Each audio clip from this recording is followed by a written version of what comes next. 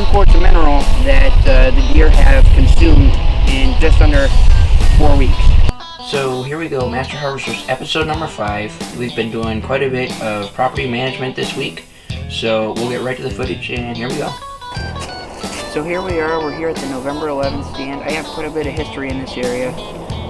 The reason it's called the November 11th stand is because 2 consecutive years in a row, I harvested a buck out of this tree stand, which is right down the hill here, about 30 yards.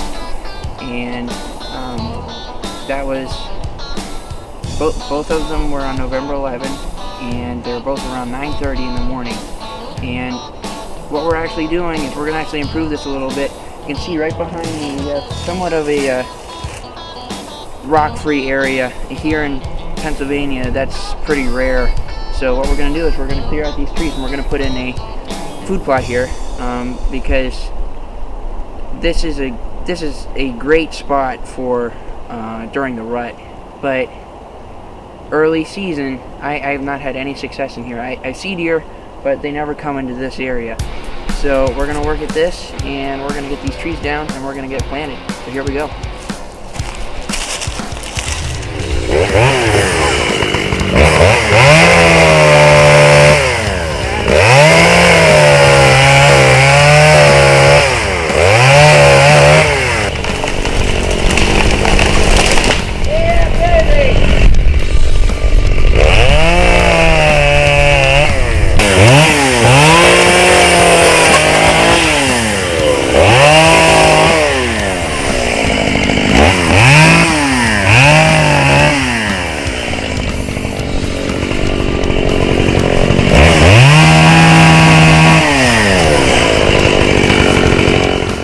So I was pretty much able to get that food plot finished, but there's a couple of big trees that I need to get my dad and my brother there to supervise me taking it down. So anyhow, pretty much got that done, so then we went out and checked the mineral site.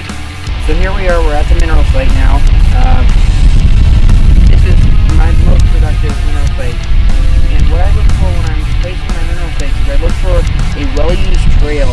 You want to have your mineral sites where the deer are moving regularly. This here, I filled this with mineral, I want to say 3 weeks ago, and it's empty. Now that over there, that's not used yet, but this one's empty. So what I'm going to do is I'm going to go ahead and fill this up. I'm going to get my trail camera on it, and then I like to leave my mineral sites for at least 2 weeks, so that way the deer get back onto their pattern. So I'm going to fill this up, get my trail camera on it, then we'll leave it, and we got another mineral site that we're going to go look at.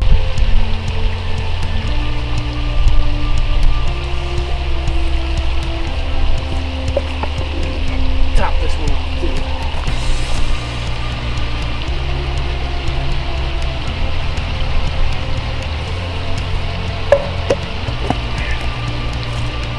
So there we go, that's 2 quarts of mineral that the deer have consumed in just under 4 weeks. So that is quite telling that the deer need the supplements here. Alright, I'm back out walking around again. Sorry I haven't updated my trail camera pictures, but it's because I haven't had my trail cameras out lately. Because I'm a busy person, and I pulled my trail cameras and never put them back out. So that's kind of self-explanatory, I think.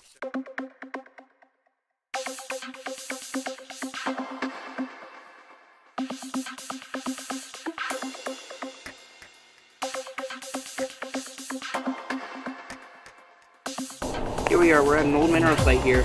There's a nice trail right beside it here, and we're actually going to have a food plot about 70 yards down the hill at a tree stand for archery season.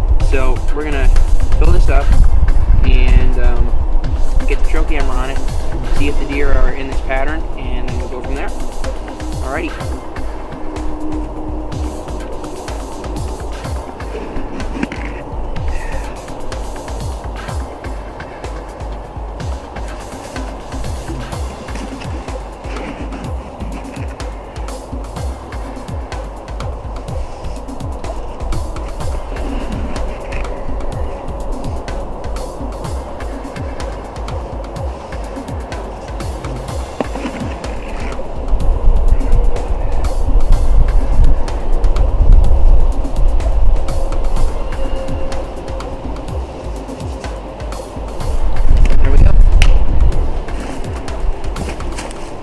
So here we are, we're on our property and we're doing a prescribed fire today.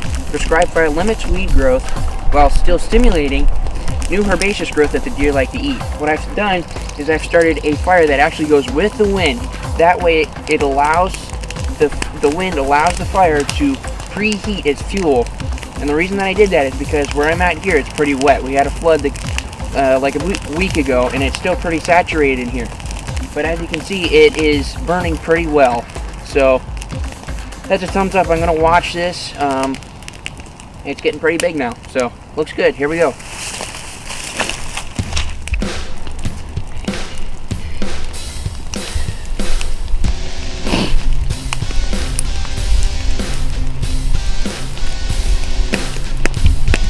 If you are planning on starting a prescribed fire on your property, I recommend two things.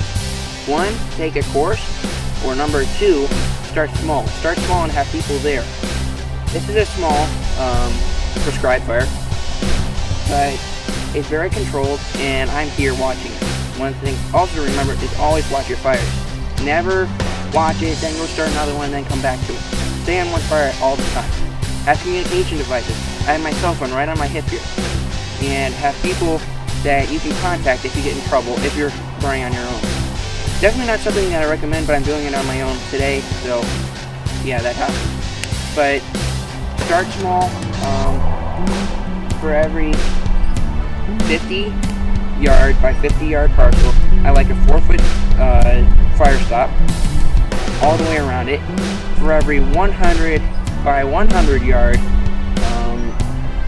prescribed fire, I like at least a 7-foot fire break all the way around the outside. And if you get any bigger than that, I recommend 12 to 15 feet of fire stop. Now, what I have here is it's completely trapped in by water, and it's very safe.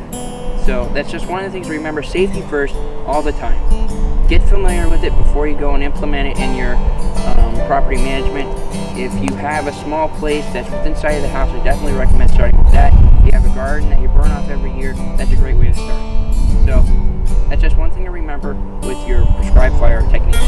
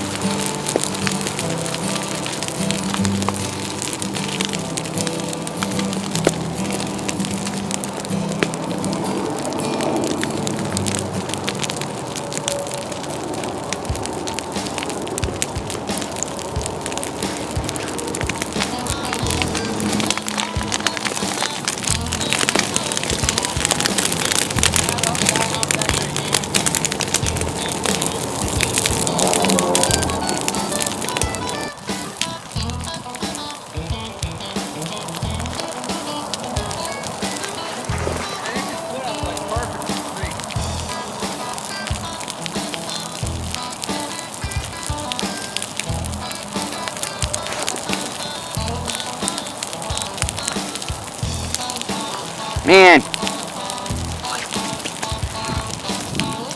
So there we are, that's our finished product. That's completely composted, and once the rain hits it, it'll be real good for the soil. And we're thinking about planting this. But yeah, so that's the finished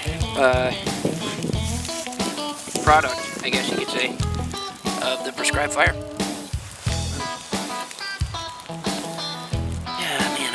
Pretty dusty. So I'm gonna rake this. It goes right down to the dirt. It's going right down to the dirt. There's still some leftover stuff, but that will decompose and that'll be great bedding for our seeds. So successful burning once again. Pretty awesome. Pretty dang cool. Look at that. That's cool.